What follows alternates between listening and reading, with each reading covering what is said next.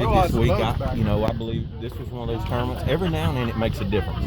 I feel like it catches bigger fish. The other deal with a jig over all this other stuff out there, I did lose a fish or two this week, but not many. I caught the majority of what bit me, and that's the big deal with my jig. It catches them. If they bite it, it's got a big hook in it. It's got a big bite on the hook. There's nothing really in the way of the hook point. And again, you can lose one on anything, but 90% of what bites me on that jig, I'm gonna catch.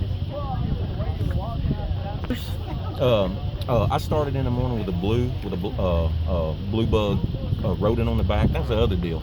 A rodent is my favorite plastic bait, and a jig is my favorite bait, period.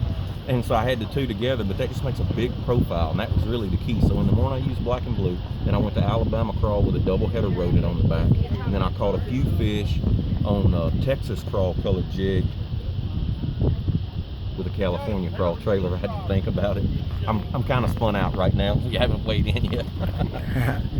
The reason I put the rodent on there, 90% of the time I always flip a jig with a rage crawl because I feel like it gets more bites.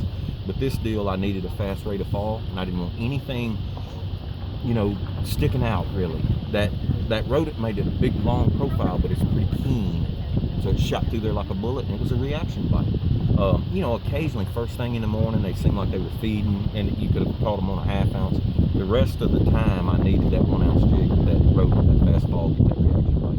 I can catch them when they're not biting that way. That's the deal. I just felt like if I dropped that on them and it shot by one, it's that cat and mouse deal. If the mouse runs, the cat chases.